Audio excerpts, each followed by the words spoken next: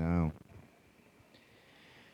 Irmãos, o tema do mês é juventude ligada à palavra de Deus.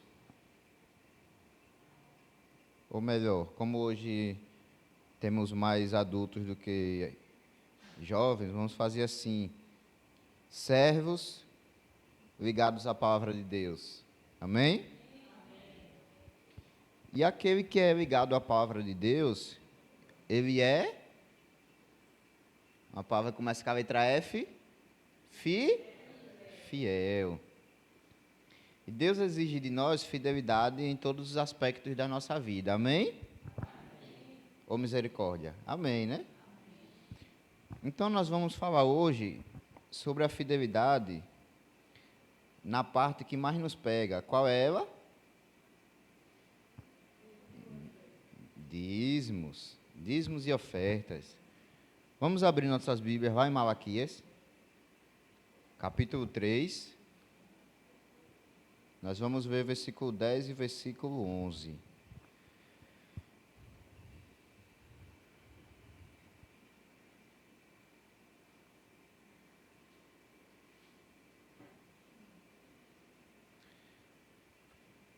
Os irmãos abrem lá em Mateus, volta uma ou duas páginas e estão lá. Tá vendo? GPS da Bíblia. Amém? Todo mundo achou? Verso 10 e verso 11 do capítulo 3, diz assim: Trazei todos os dízimos à casa do tesouro, para que haja mantimento na minha casa.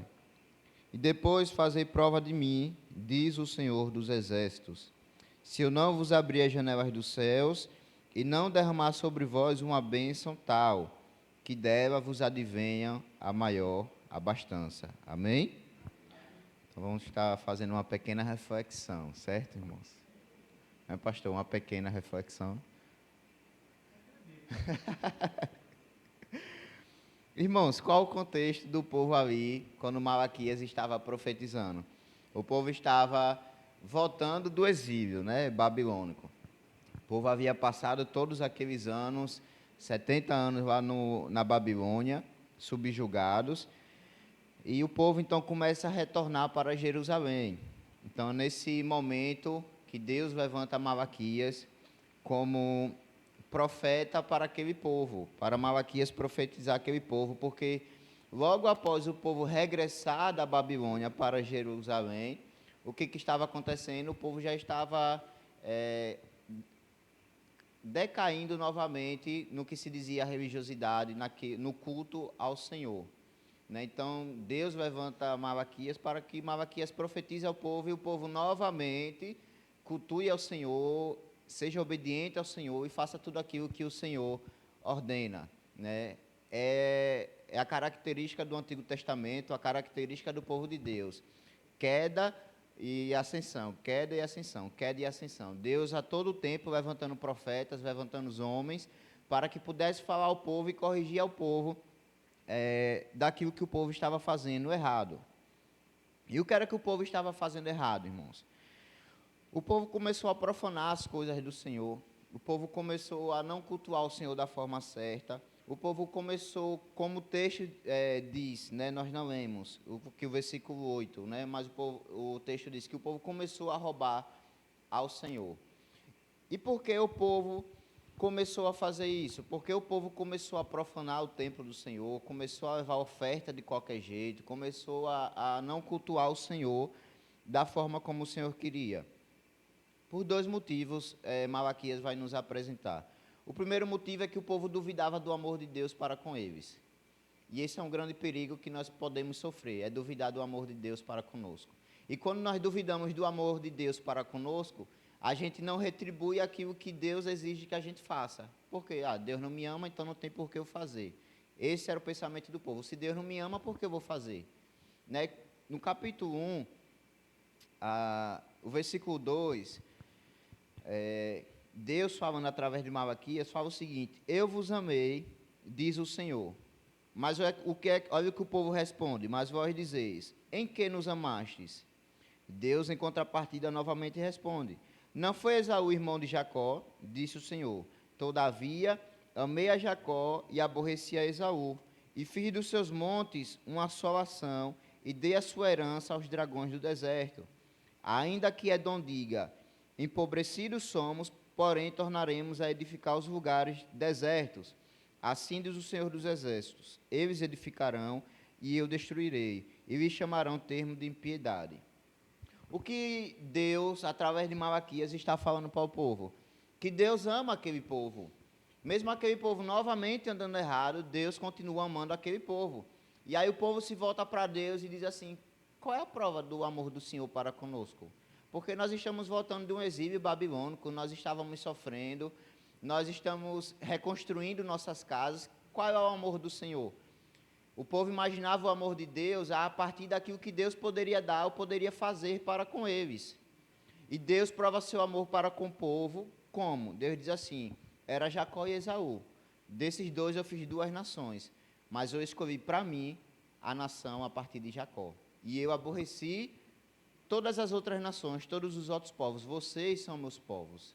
Esse é o amor de Deus para com o povo. Trazendo para nós hoje, qual é a prova de amor que Deus tem para conosco, irmãos? É o fato de nós termos um emprego bom? Não. É o fato de termos um carro bom? Não. É o fato de morarmos em mansões? Não. Qual é a prova de Deus, de amor de Deus para conosco? Porque diante de tantas pessoas perdidas nesse mundo, Deus nos escolheu para sermos seus servos. Essa é a prova de amor de Deus para conosco. É isso que Deus diz ali. Eu escolhi Jacó e aborreci Esaú. Aí Deus prossegue dizendo, olha, se os edomitas, o povo de Edom, que são os descendentes lá de Esaú, né, todo aquele povo, se eles fossem destruídos e dissessem assim, nós iremos novamente nos reconstruir, o que Deus diz? Eu destruirei, não permitirei. Isso em contraposto àquilo que Deus está fazendo com o seu povo. O povo está voltando do exílio babilônico e o povo está fazendo o quê? Se reconstruindo, se reedificando.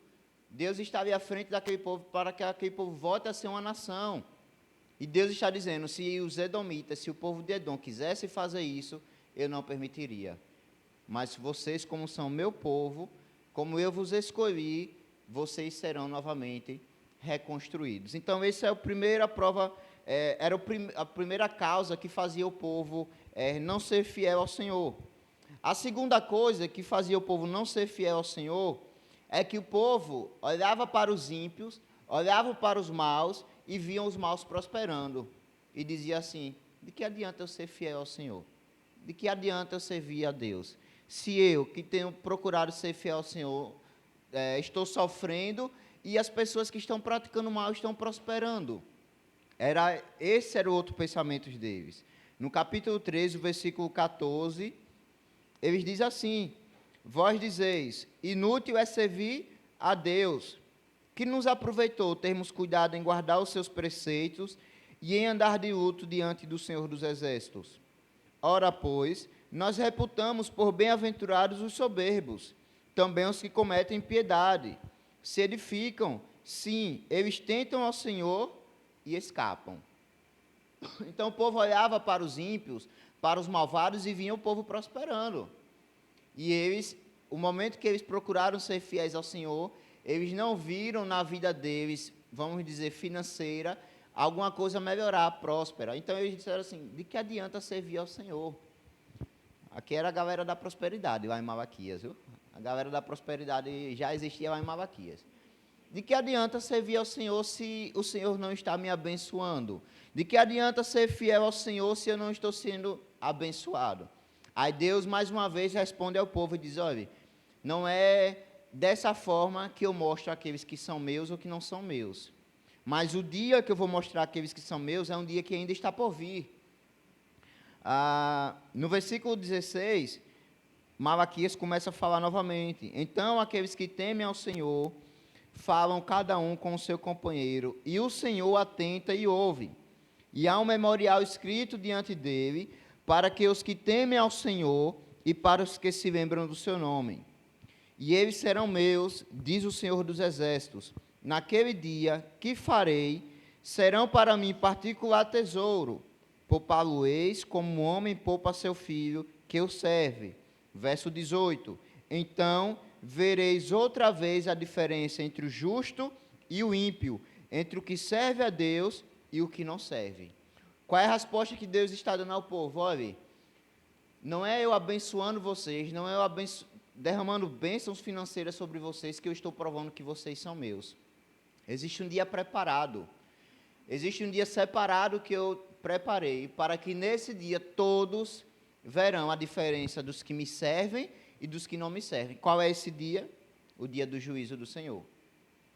Então, irmãos, veja que esses dois princípios, esses dois erros de percepção que o povo tinha a partir de Deus, são erros que, volta e meia, nos cercam. Volta e meia, nós somos levados a desacreditar do amor de Deus para conosco, porque às vezes nós não somos abençoados da forma que nós imaginávamos que Deus, entre aspas, tem a obrigação de nos abençoar. Aí quando Deus não faz, entre aspas, aquilo que nós achamos que Deus tem a obrigação de fazer, nós dizemos, Deus não me ama, está vendo? Esse negócio de Deus me amar. E o outro erro é olhar para a vida dos outros e desejar aquilo que é dos outros para nós. Era isso que o povo estava fazendo. E o que isso resultou? Uma falsa adoração, um falso culto e corrupção do povo de Deus. Então, voltando para o versículo 10 e o versículo 11, para que esse culto e essa fidelidade no culto pudesse ser restabelecida, Deus fala a Malaquias para que Malaquias fale ao povo. De que forma o povo vai novamente poder agradar ao Senhor no seu culto? Primeira coisa que Malaquias fala é trazer todos os dízimos à casa do tesouro. É alguns dízimos? Não, são todos os dízimos. E vai lembrar que no Antigo Testamento era 10% da colheita, 10% dos animais, 10% daquilo, 10% daquilo. Então, quando o profeta diz, traga 10% de todas as coisas que vocês possuem. É isso que o Senhor exige no seu culto, no culto ao Senhor, que vocês tragam todos os dízimos para onde? Para a casa do tesouro. A casa do tesouro, irmãos, era um lugar construído no templo justamente para onde era levado os dízimos, as ofertas, e somente quem poderia pegar? Sacerdotes, os levitas que ali estavam. Lá em Neemias 10, o Everson, coloca aí para mim, por favor. Neemias capítulo 10, o versículo 38 e 39. Fica aí afiado, viu, Everson, que hoje eu vou precisar de você. Neemias capítulo 10, versículo 38 e 39.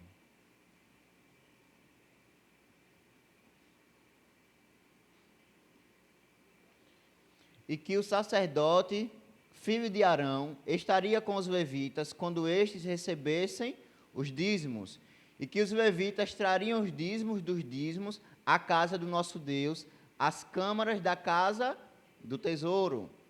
39. Porque aquelas câmaras, os filhos de Israel e os filhos de Levi devem trazer ofertas alçadas do grão, do mosto e do azeite, porquanto ali estão os vasos do santuário, como também os sacerdotes que ministram, os porteiros e os cantores, e que assim não desampararíamos a casa do nosso Deus. Veja, então tem um lugar estabelecido por Deus para que o dízimo seja levado e as ofertas, e tem pessoas estabelecidas por Deus para cuidar dali do que era ofertado, do que era dizimado.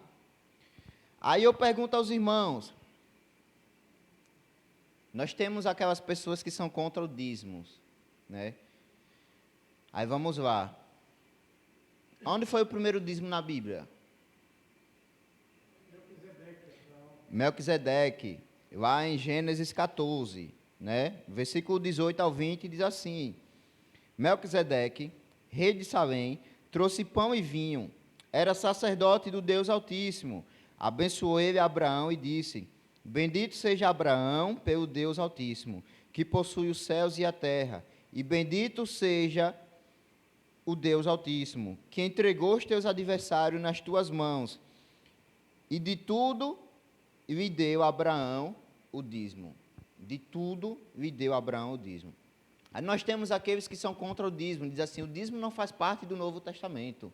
O dízimo era um negócio da velha aliança, do Antigo Testamento.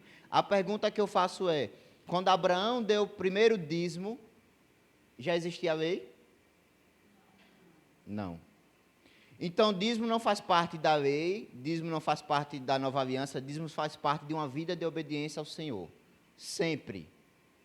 No Novo Testamento, a gente vê quando Deus repreende os fariseus porque eles faziam as coisas erradas. Jesus, né, não exclui o dízimo. Jesus diz, olha, vocês dão o dízimo, mas vocês esquecem disso, disso e disso. Aí Jesus diz, senhor pastor? Os fariseus vão falar, Sim. Mostrar que o dízimo é uma ordem. Exatamente. Aí Jesus diz, deem o dízimo, mas façam também todas as outras coisas. Então, o dízimo, irmãos, é algo que antes da lei, na lei e na nova aliança faz parte do povo de Deus. Certo?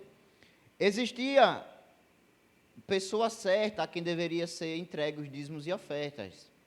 Aí outra pergunta aos irmãos, se nós temos umas pessoas que dizem assim, o Novo Testamento não faz parte, o dízimo não faz parte mais do Novo Testamento. Aí a gente acabou de mostrar que faz parte sim de toda a Bíblia. 23, esse texto dos fariseus, né, pai? Aí nós temos em outro lado aqueles que dizem assim, o dízimo é para ajudar as pessoas. Então eu não dou o dízimo na igreja, eu pego a parte do meu dízimo e eu saio ajudando as pessoas aí fora. Certo ou errado? Errado. Porque a ordem de Deus é para levar na casa do tesouro, é para levar na igreja hoje. Outra, quer uma prova disso no Novo Testamento? Quando Paulo estava nas igrejas, quem recolhia os dízimos e as ofertas? O próprio Paulo. Quando não ele mandava que seus cooperadores passassem de igreja em igreja para fazer o quê? Recolher. Não era entregue a qualquer pessoa. O povo não decidia o que queria fazer com seus dízimos e ofertas. Existe um propósito, existe um lugar determinado e existem pessoas específicas. Desde o Antigo Testamento, e Paulo também continua fazendo isso no Novo Testamento, quando ele está passando pelas igrejas. Pode falar, pastor. Fazendo uma síntese. Sim. Na questão, eu acho que eu enviei para você, porque o bispo e a bispa expulsaram, as pessoas deram os nomes, expulsaram de dentro do santuário aqueles que não dizimavam. Que não dizimavam. Eu mandei para você? Eu não cheguei a ver não, pastor. Eu acho que foi outro que eu mandei da Assembleia. Né? Sim, foi. Né? Então veja, irmãos, tem a pessoa... E provando que é a fé, né? Só sim, sim. Que não é obrigação de uma forma por comprar alguma coisa, mas um compromisso de fé. De fé. E é exatamente isso que o primeiro dízimo dado por Abraão nos mostra. Deus lhe deu tudo nas suas mãos. Como forma de gratidão, o que Abraão faz? Deu dízimo. Então, devolver o dízimo é um ato de gratidão e reconhecimento por tudo que o Senhor, Ele faz por nós. Aí, Malaquias vai adiante. Qual é o propósito do dízimo e da oferta? Para que haja mantimento na minha casa. Certo? O que é esse mantimento na minha casa? Claro que hoje nós trazemos, né, todos esses aparatos que no Antigo Testamento não se existia. Então, irmão, se você quer aproveitar o ar-condicionado, você precisa ser dizimista. Se você quer estar sentado num banco confortável, você precisa ser dizimista. Se você quer desfrutar das bênçãos que o dízimo na comunidade nos possibilita, você precisa ser participante, você precisa ser dizimista. Porque senão você é um egoísta. Se você quer participar de todos os benefícios que os dízimos possibilita e você não dizima, você é egoísta. Para que haja mantimento na minha casa. O que isso quer dizer aqui para Malaquias? Para que aqueles que viviam do serviço ao Senhor, como os sacerdotes e os levitas, eles pudessem ser mantidos. Aí tem aqueles que dizem assim hoje em dia, para falar de dízimo mal, tem uma ruma que se levanta, né? Você vai para a igreja, você dá dinheiro ao pastor. Nós não damos dinheiro ao pastor. Nós, através do nosso dízimo e oferta, o próprio Deus cumpre aquilo que está determinado na Bíblia, para que haja mantimento na casa do Senhor. Para que aqueles que vivem para a casa do Senhor, para cuidar, sejam mantidos. Essa ordem não é uma ordem que um pastor inventou. Não é uma ordem que uma denominação inventou. É uma ordem que Deus estabeleceu. para que os servos que vivem para a obra do Senhor, eles possam ser também mantidos. Deus segue, através de Malaquias, e diz assim: e depois fazei prova de mim, diz o Senhor dos Exércitos. É o único texto na Bíblia que Deus nos autoriza a fazer prova dele. O único. Não tem outro. E imagine, irmãos, Deus dizendo assim: dizime certo, seja fiel e faça a prova de mim. Aí eu pergunto aos irmãos, de Gênesis a Apocalipse, os irmãos já viram alguém que confiou no Senhor e foi frustrado? Os irmãos na vida de cristianismo, na vida de igreja, conhece alguém que confiou, que depositou sua confiança aos pés do Senhor e foi frustrado e o Senhor o decepcionou? Então, se Deus está ordenando que a gente dizime e faça a prova dele, nós queremos que Deus não nos... Sim, todos nós, né, pastor? Com certeza. Sim. Faltou alguma coisa, pastor? E nem vai faltar. Porque é Deus que garante, irmãos. Se Deus está garantindo, faça a prova de mim, Deus está também garantindo que Ele vai ser o nosso suporte, que Ele vai nos manter, que Ele não vai nos deixar faltar nada. O que nos falta muitas das vezes é coragem de confiar no Senhor. Mas eu confio, Rafael. Se tiver, você recebeu o seu salário. Outra coisa que é preciso falar. Os irmãos criam boi e vivem de plantação? Não, né? Então, por isso, o dízimo no Novo Testamento é dinheiro, porque os irmãos não vivem com boi, não vai trazer boi para a igreja, não vai trazer um animal para a igreja. O irmão adroado que roda de Uber, se pegar 100 pessoas no dia, não vai trazer 10 pessoas amarradas para a igreja e dizer, olha, aqui é meu dízimo. O que nos mantém hoje, a nossa cultura hoje é dinheiro. Então, o dízimo não pode ser boi, animal, a gente não vai trazer para a igreja. O pastor vai fazer o quê? Só se o pastor fizer um churrasco para todo mundo, né? Mas o Novo Testamento, com Jesus já era assim, com Paulo, se trata de dinheiro. Por quê, pastor? Assava um caranguejinho. Então, irmãos, a ordem do Senhor é trazer todos os dízimos à casa do tesouro. Aí Deus diz assim: se eu não vos abrir as janelas do céu e não derramar sobre vós uma bênção tal. Por que Malaquias usa essa expressão, se eu não abrir as janelas dos céus? O povo aqui vivia do quê? Do campo, agricultura, plantio, dos animais. E para quem vive do plantio, da agricultura, qual é a maior bênção que tem? Chuva. Então Deus está dizendo àquele povo o seguinte: olha, se vocês forem fiéis a mim, Deus, se vocês forem fiéis a mim, eu abrirei as portas do céu. Pode fazer prova de mim, se eu não vou abrir as portas do céu e essas chuvas vão cair para que abençoe as plantações de vocês. Para que vocês possam cultivar aquilo que vocês plantaram. E assim vocês possam ser prósperos, vocês possam viver e conseguir se manter.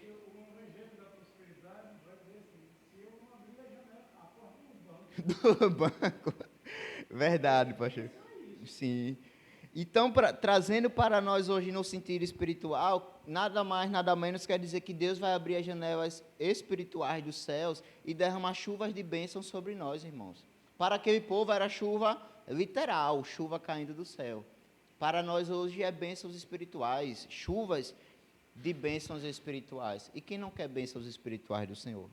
As bênçãos espirituais são melhores do que as financeiras, sem sombra de dúvidas. Então, Malaquias está falando para um povo que tinha uma cultura, que nós vivemos hoje em outra cultura, e quando nós trazemos esse texto para os dias de hoje, muitas das vezes o dízimo é mal falado, porque falsos pregadores começaram a inverter a ordem das coisas. Começaram a distorcer aquilo que Deus disse, começaram a distorcer aquilo que o profeta Malaquias disse, e começaram a querer usurpar das pessoas mais do que o que Deus determina que as pessoas devolvam ao Senhor. Então, o dízimo, quando bem compreendido e quando bem feito, é bênção do Senhor para nós. É bênção de Deus para nós. Eu estava falando de, muitas das vezes, nós dizermos que confiamos no Senhor e não confiamos quando nós tratamos disso. Aí a gente faz assim, recebe o salário, sai pagando tudo.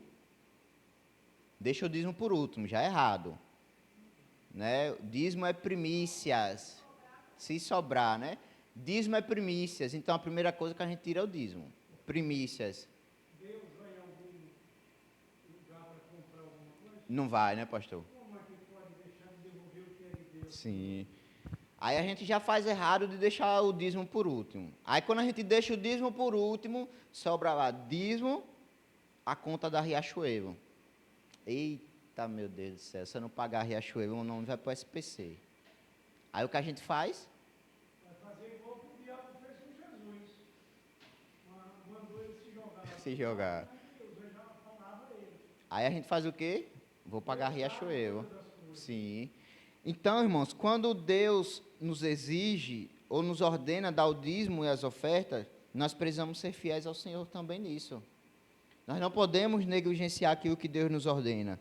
Aí o versículo 11, Deus diz assim: e por causa de vós, repreenderei o devorador para que não vos consuma o fruto da terra. Aí vamos lá. Desmentindo aquilo que a prosperidade ensina, devorador não é demônio. Devorador não é Satanás. Aí ele diz assim, o cortador, o migrador, como se Satanás viesse e fosse nos cortar. Não está falando de Satanás aqui. Isso, não está falando de demônios. Está falando literalmente de um devorador chamado de, que nós conhecemos, uma pragazinha chamada gafanhoto. A pior praga que existe para quem vive do plantio, para quem vive disso, são os insetos. Porque eles vêm e destroem. E toda vez que a Bíblia fala de gafanhoto, a Bíblia está falando no sentido de destruição. Joel 2. Isso. Isso, pastor. Nós vamos falar desse texto. Então, irmãos, quando a Bíblia diz assim, que Deus repreenderá o gafanhoto, o devorador, o cortador, Deus não está falando de Satanás, não. E nós vamos ver isso na Bíblia, certo? Vamos lá. Apocalipse, capítulo 9, versículo 3, Webson. Me coloca aí, por favor.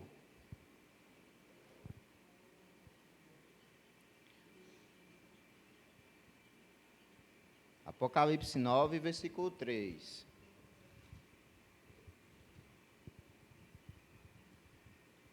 Aí está em Neemias. Já achei aqui Apocalipse. Pronto. Está falando da quinta trombeta. Da fumaça saíram gafanhotos sobre a terra e foi-lhes dado poder como que tem os escorpião da terra.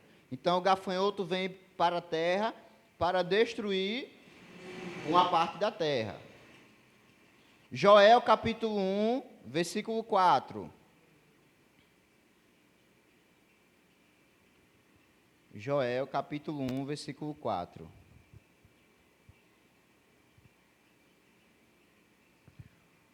O que a lacusta é gafanhoto, né?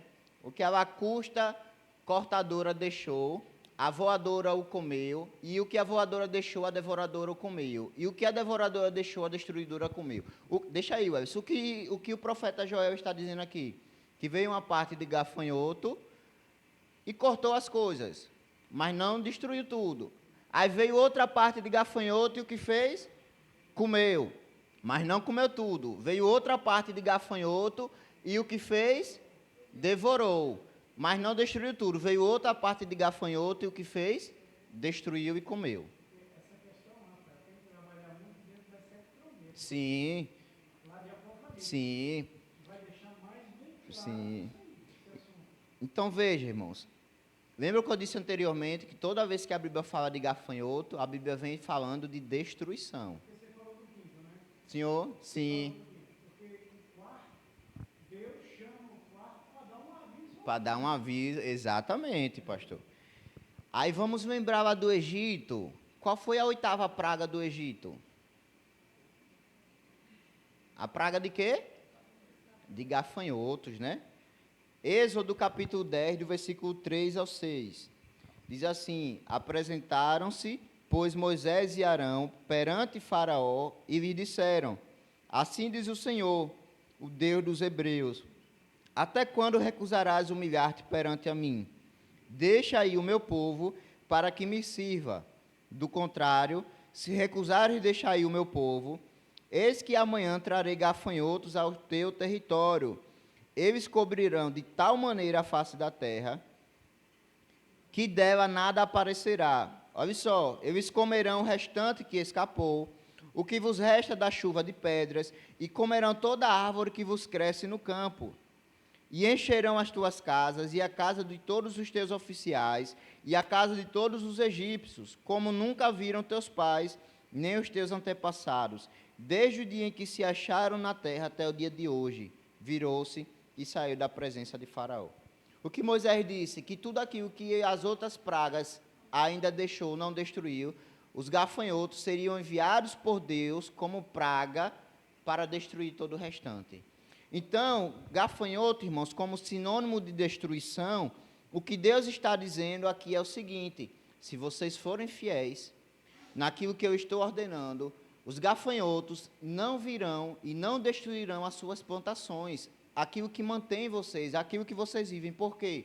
Porque eu não permitirei. E a questão que aí vai mostrar diretamente que o juízo de Deus é severo. Exatamente, pastor. O juízo de Deus é severo para os infiéis. Sim, e em contrapartida, irmãos, se Deus vai poupar a destruição do povo fiel, os infiéis, Deus vai permitir que os gafanhotos venham e destruam. Vamos aplicar isso para as nossas vidas nos dias de hoje. Quando nós somos infiéis ao Senhor, Deus pode fechar as portas do emprego. Não necessariamente que todas as pessoas desempregadas são porque são infiéis, lógico que não, né? Mas que muitas das vezes os que são empresários, Deus fecha as portas para que os clientes venham porque estão sendo infiéis. Ou seja, todo aparato que envolve uma vida de prosperidade, uma doença, exatamente, dívidas acumuladas, tudo isso que vem pelo resultado de uma má administração do lar, de comprar mais do que deve, de não ser fiel no que o Senhor ordena, porque tudo isso envolve finanças, e quando nós gastamos mais do que podemos, quando nós nos endividamos, nós também estamos sendo infiéis ao Senhor. E as consequências vêm. Deus está dizendo o seguinte: se vocês forem fiéis, eu vou cuidar dessas coisas. Aquilo que vem para destruir, para trazer prejuízo, para trazer dano, Deus está dizendo através de Malaquias: eu não vou permitir. Aí a gente faz o seguinte: então Deus só vai me abençoar se eu for infiel. A lei da semeadura bíblica. Deuteronômio, sim, e Deuteronômio 28, do 1 ao 15, se vocês forem fiéis, eu te abençoarei no campo, na cidade, bererê, barará, tudo isso. E se for infiel, vai vir destruição, vai vir praga, vai vir todas as coisas ruins. E isso, eu acabei de falar, Deuteronômio 28. Então, irmãos, precisamos também ser fiéis ao Senhor nos nossos dízimos e nas nossas ofertas. Não adianta sermos fiéis lá fora, não adianta sermos fiéis no nosso trabalho, na sociedade, se nós não cumprimos também com a parte do nosso culto por inteiro ao Senhor. Deuteronômio 28, o verso 1 vai dizer: se ouvir a minha voz. Hoje que eu lhe falo, Sim. aí você vai ter toda a prosperidade. Toda sorte de bênçãos, né? Vai olhar para o 15, ele vai dizer: se ouvir a minha voz E não obedecer, você exatamente. vai perder todas as bênçãos. Está claro, né? Isso. A fidelidade que Deus existe. No versículo 11, eu li até o devorador, né? Olha a continuação. Para que não vos consuma o fruto da terra, e a vide no campo não vos será estéril, diz o Senhor dos Exércitos. Ou seja, claramente, Malaquias está nos mostrando aqui que os gafanhotos, como o pessoal da prosperidade ensina, não é demônios, mas são pragas permitidas pelo próprio Deus por causa da desobediência do povo. Então, se nós não queremos pragas, se nós não queremos o castigo do Senhor, se nós queremos a bênção, nós precisamos ser fiéis ao Senhor. Quando nós somos fiéis ao Senhor, o Senhor é bênção sem medidas. Como ele mesmo diz, abrirei as janelas dos céus e derramarei bênçãos sem medidas. A parábola da semeadura, né? Então, irmãos, eu achei interessante, né, que a gente pudesse terminar o mês falando sobre isso, porque a gente falou sobre fidelidade e a gente falou sobre todas as áreas de fidelidade. Mas seria importante a gente terminar também com essa área, porque Deus quer fidelidade no sentido completo da nossa vida, não em 30%. É fidelidade no conhecimento de Deus. Sim. Aí Sim. abrange toda a área. Não é fiéis em 90%, 99%, é fidelidade em 100% da nossa vida ao Senhor. Amém? Eu passo a palavra ao pastor, que ele vai estar orando, encerrando e apertando a bênção, pastor.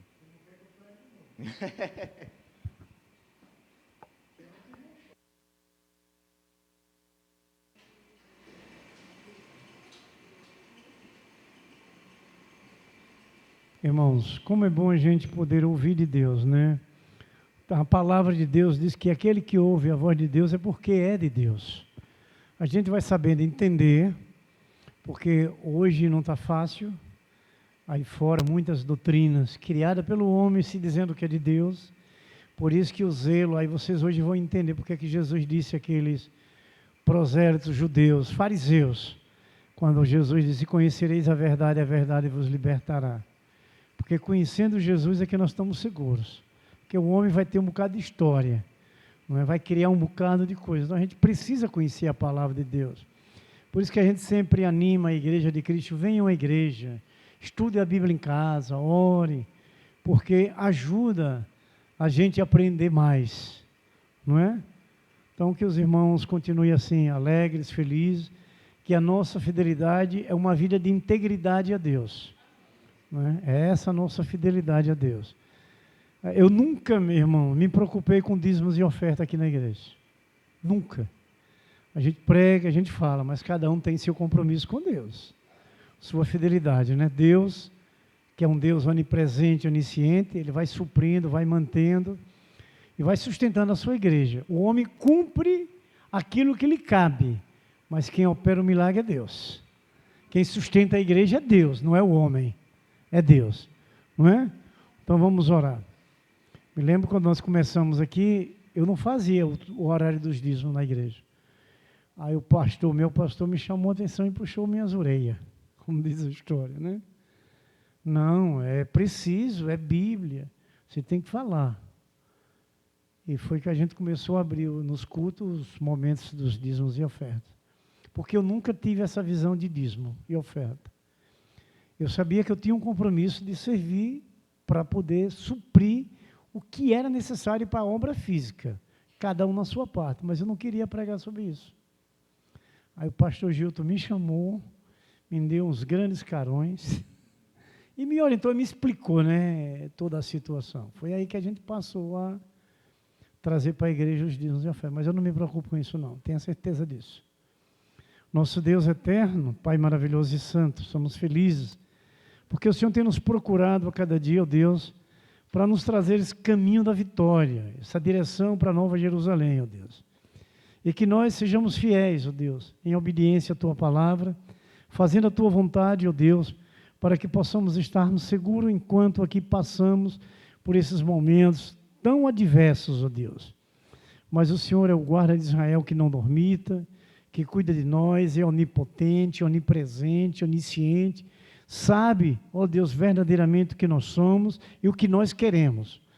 O Senhor nos ajude dentro daquilo, ó Deus, que podemos falhar diante do Senhor, que o Senhor não nos permita falhar, que o Senhor nos capacite a cada dia e nos ensine, para que essa fidelidade, ó Deus, agrade o teu coração, ó Deus, e traga ao Senhor, ó Deus, esse desejo de abrir as janelas dos céus e derramar uma bênção tal sobre a vida dos teus servos, da tua igreja e do teu povo, Senhor.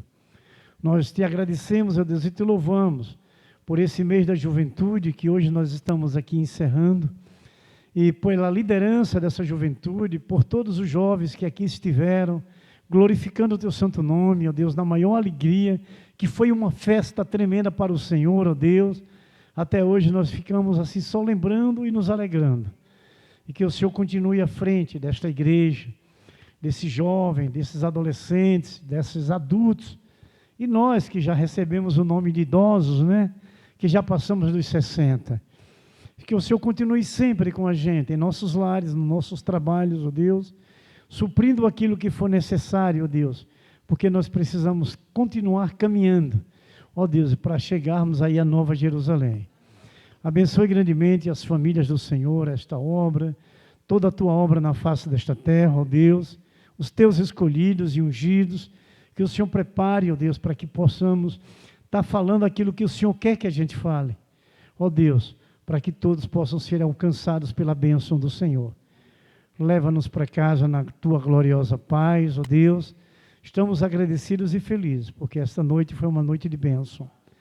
É em nome de nosso Senhor Jesus Cristo, Pai, que nós oramos. Te pedimos, te louvamos e agradecemos. Amém.